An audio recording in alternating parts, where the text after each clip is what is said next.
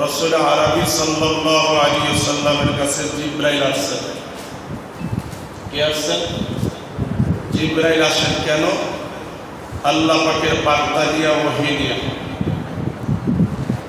তো রাসূল আরবি সাল্লাল্লাহু আলাইহি ওয়াসাল্লামের রুমের মেম্বারে উঠেছেন আর তিনটা সিঁড়িতে উঠায় তিনবার আমিন আমিন আমিন বলছেন। আমরা বলি আল্লাহুম্মা আমিন। কারণ জিবরাইল আর আল্লাহ রাসূল সারা সাহাবীরা তো জিবরাইল দেখে নাই, ঠিক না? সাহাবীরা জিজ্ঞাসা করেছেন, ইয়া রাসূলুল্লাহ, আপনি যখন মেম্বার উঠেন কখন এইভাবে আমিন আমিন বলতে শুনি নাই, আজকে কেন আমিন আমিন বলেছেন? এর কারণটা কি? কারণটা আমাদের একটু শোনার দরকার আসেনি? জবান করে বলেন, আসেনি?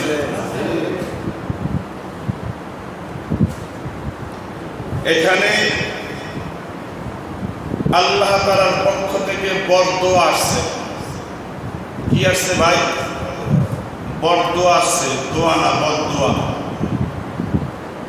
এখন ইমাম সাহেব যদি বরদোয়া করে, ইমাম সাহেবকে তারাই দিলেন, ঠিক না? আল্লাহ তাআলা বরদোয়া করছেন, জিবরাইল বরদোয়া করছেন, রাসূল এটা সমর্থন করছেন, আমিন বলছেন। বুঝলেন কথাটা? তাহলে কয়জন আর হইল? তিনজন। তিনজন মনে হয় আপনাদের এই আশেপাশে এই মাজারে মেলায় উঠবে, ঠিক না? যে রোজার পরে মেলায় উঠবে না, এর সাথে সাক্ষাৎ হইব না? একজন হলো রব, বলেন কি? আল্লাহ। ডাক দিয়ে বলেন কি? আল্লাহ। আরেকজন হলো আল্লাহর বার্তা বাহক জিবরাইল, যেই জিবরাইল নবীদের কাছে বার্তা নিয়ে আসতেন আল্লাহর পক্ষ থেকে বাণী, ঠিক কিনা বলেন? আরেকজন হলেন রহমাতুল লিল আলামিন, যিনি সবসময় উম্মতের ভালো কল্যাণ কামনা চাইছেন। এই নবী আল্লাহর পক্ষ থেকে যে বরদোয়াটা সমর্থন করেছেন, বরদোয়াটা শুনে নেই। এরপরে আমি সূরা মায়েদার 90 নম্বর আয়াতে কারিমা তেলাওয়াত করেছি। এখানে কিছু কথা বলবো। সামনে আমাদের দিনটি ঈদ আসতেছে। কি আসতেছে ভাই? ঈদ মানে হচ্ছে আনন্দ। আর এমন আনন্দ করতে যায় যে আনন্দতে আমরা বেউসুর করে ফেলি। আমরা আনন্দ তো দূরের কথা, জাহান্নামী হইয়া যাইতেছি, ঠিক কিনা বলেন? এর থেকে কিছু ফিরাইবার কথা কোরআনে আছে না নাই? আছে। এক নম্বর বরদোয়া শুনুন। ওই দুয়ার বরদোয়ার ভিতরে যদি কেউ শামিল থাকে, এখন থেকে তওবা করেন। তওবার সুযোগ আছে না নাই? মরার পরে তওবা করলে কাম হবে না, দুনিয়ার জমিনে তওবা করতে হবে। আল্লাহ তাআলা আমাদেরকে তওবা করার তৌফিক দান করুন। তওবার রাস্তা কিয়ামত পর্যন্ত খোলা। সুবহানাল্লাহ। এর ভিতরে এক নম্বর বদদুয়া হলো জিবরাইল, আল্লাহ রাসূল উঠতেছেন তো আমিন বলছেন। জিবরাইল রাহমাতুল লিল আলামিনের কান মোবারকে জিবরাইল মুখ মোবারক নিয়ে বলতেছেন, ইয়া রাসূলুল্লাহ, ওই ব্যক্তি ধ্বংস হোক যে মাহে রমজান মাস পাইল অথচ মাহে রমজান মাস পাওয়ার পরও গুনাহ মাফ করাইতে পারল না। আমার নবী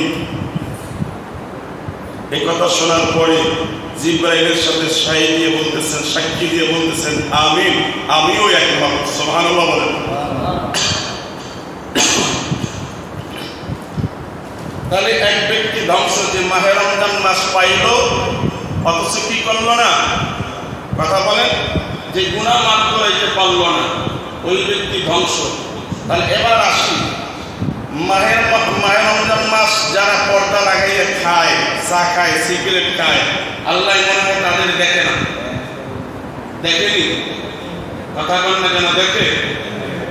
আল্লাহর ভয় নাই, মানুষের ভয় পর্দার আড়ালে খায়। এটার ঈমান আছে? এটা বেঈমান। বলেন কি? বেঈমান। যেহেতু আল্লাহকে ভয় করলো না, মানুষকে ভয় করলো, তার ঈমান নাই, সে কাফের, ঠিক কিনা বলেন? বুঝতে পারেন না মনে হয় কথা? ফতুয়ার কিতাব পড়বেন, তাহলে বুঝবেন কথা। এবার আসেন রাহমাতুল লিল আলামিন হাদিসে জানিয়েছে আস-সাওমু লি ওয়া আনা আজিদি বিহি। আল্লাহ তাআলা বলতেছেন, আমি আমার রোজাদার বান্দাদের জন্য পুরস্কৃত করব। কি পুরস্কৃত করব? আমি নিজেই তাদের জন্য হয়ে যাব। সুবহানাল্লাহ। এবার আসেন, আল্লাহ যদি কারোর জন্য হয়ে যায়, আর কোনো সমস্যা আছে? জান্নাত দিয়ে করবো কি, জাহান্নাম দিয়ে করবো কি? যদি রব আমার হয়ে যায়, ঠিক কিনা বলেন?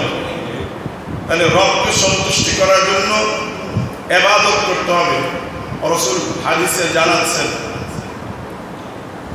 মান কামা রমাদানান ঈমানান ওয়া ইহতিসাবান গুফিরা লাহু মা তাকদ্দামা মিন যামবি।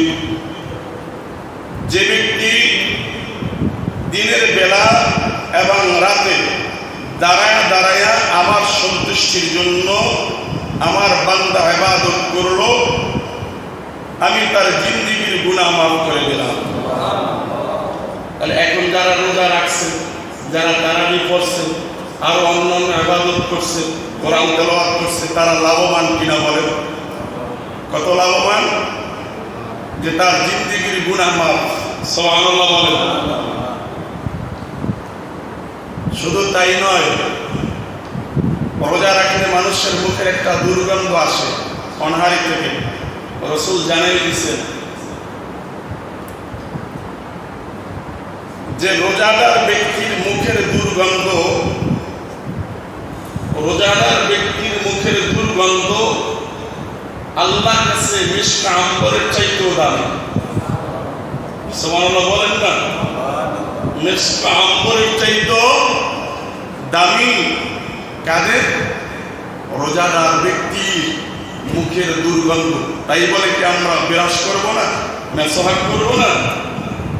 এগুলি তো করব। এগুলি করার পরও একটা মুখে যদি দুর্গন্ধ সে থাকে, ওই দুর্গন্ধটা দুর্গন্ধ না, ওটা আল্লাহর কাছে বড় দামি হয়ে যায়। সুবহানাল্লাহ বলেন।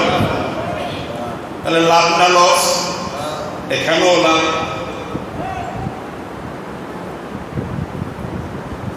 রাসূল শুধু তাই বলেন নাই, হাদিসের ভিতরে জানিয়ে দিয়েছে রোজাদার ব্যক্তির জন্য দুইটা খুশির সময়। সুবহানাল্লাহ বলেন। কয়টা খুশির সময়? দুইটা খুশির সময়। একটা খুশির সময় হলো যখন সে সারাদিন উপবাস থাকার পরও ইফতার সাথে নিয়ে হুকুমের অপেক্ষায় বসে থাকে, খায় না। আল্লাহ তাআলা কখন বিধান নাযিল হবে, মুয়াজ্জিন কখন আযান দিবে, ওই ব্যক্তি ইফতারি যখন করে, ওই ব্যক্তি সবচেয়ে আনন্দিত। সুবহানাল্লাহ বলেন। আরেকটা আনন্দ কখন? যখন সারাদিন রোজা রাখার পরে ক্লান্তি হওয়ার পরেও সে রাতে দাঁড়ায়া দাঁড়ায়া আল্লাহ সন্তুষ্টির জন্য নামাজ আদায় করে।